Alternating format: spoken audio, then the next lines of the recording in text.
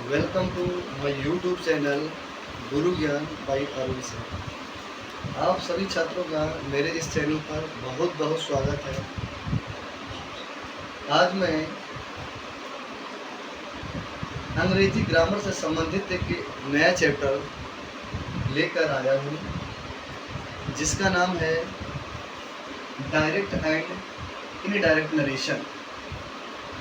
प्रत्यक्ष और अप्रत्यक्ष कथन हिंदी में ये कहते हैं। आइए, वे छात्र जो पढ़ने में बहुत कमज़ोर हैं या डायरेक्ट नरेशन उनको समझ में नहीं आता है, उनके लिए यह बहुत उपयोगी वीडियो होगा। इसको पूरा देखिएगा।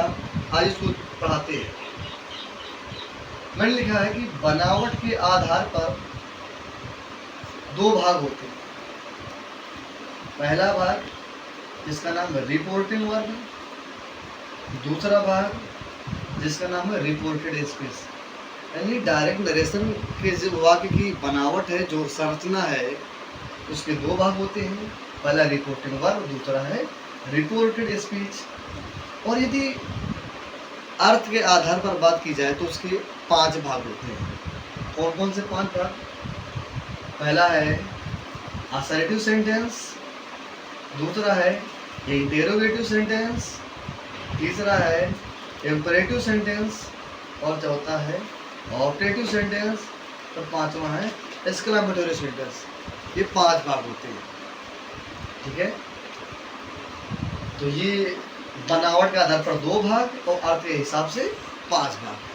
चलिए पहले मैं इसको साफ कर लूँ, फिर मैं समझाता हूँ। ठीक, मैंने एक पहला एग्जाम्पल लिया है, उदाहरण लिया है। लिखा है मैंने, Radha says you are player. आप इन चिन्हों के माध्यम से जान सकते हैं। ये जो चिन्ह लगे हुए हैं, ये हमारा जो चिन्ह है ये है कॉमा का चिन्ह। यहाँ से जो मैं शुरुआत करता हूँ ये इन्वर्टेड कॉमा बिगिन हो जाता है।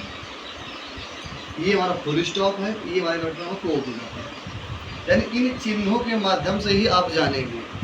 चलिए, जो बात या जो सेंटेंस इन्वर्टेड कॉमा चिन्ह के अंदर होता है उसे बोलते हैं रिपोर्टेड स्पीच। इस सुविधा के लिए मैं लिख लेता हूँ, इसको लिखता हूँ मैं, इसके नीचे लिखता हूँ रिपोर्टेड स्पीच। आप ऐसे सीख पाएंगे। और जो बात इन्वर्टेड कॉमा चिन्ह से बाहर होती है, भाई ये चिन्ह लगे हुए ना, ये चिन्ह, जो बात इन चिन्हों के अंदर है वह रिपोर्टेड स्पीच है, और जो इन चिन्हों से बाहर है वह है रिपोर्टिंग वर्ब। यानी इसको लिख लेते हैं रिपोर्टिंग। अब आप सीख पाएंगे कि डायरेक्ट नरेशन के बनावट के आधार पर 2 भाग होते हैं।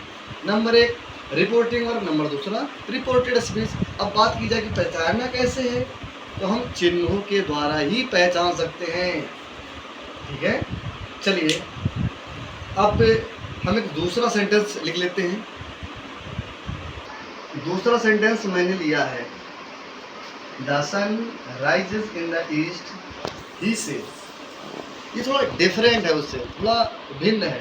देखिए, ये इन्वर्टेड कॉमा बिगिन ये है, इन्वर्टेड कॉमा क्लोज ये चिन्ह लगा हुआ है।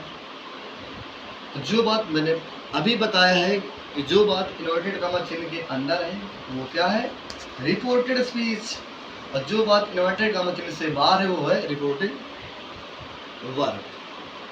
ये रिपोर्टेड स्पीच, रिपोर्टिंग वर्ब है। तो पहले आपको पहचानना ही आना चाहिए कि रिपोर्टिंग वर्ब क्या है और रिपोर्टेड स्पीच क्या है। तो आप छात्रों समझ गए होंगे। ये हमारा है, मैं एक शॉर्ट में लिखता हूँ, रिपोर्टेड आर्यस स्पीच, और ये हमारा है रिपोर्टिंग वर्ब। अर्थात हमें कभी ये ना कहना चाहिए कि पहले वाला रिपोर्टिंग वर्ब या बाद वाला रिपोर्टिंग वर्ब। यानी हम चिन्हों के माध्यम से ही जान सकते हैं।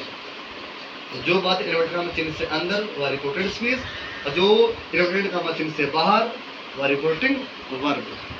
चलिए आगे मैं बताता हूँ अर्थ के हिसाब से।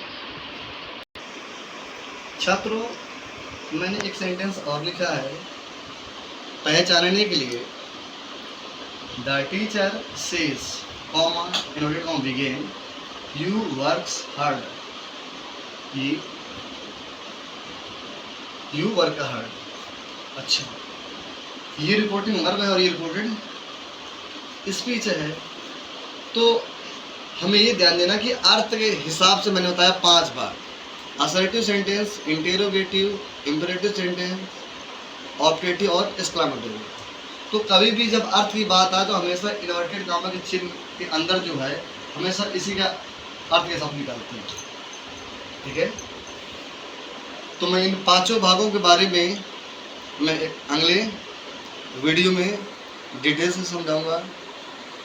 तब तक के लिए छात्रों बहुत बहुत धन्यवाद। यही से मैं अपना वीडियो समाप्त करता हूँ।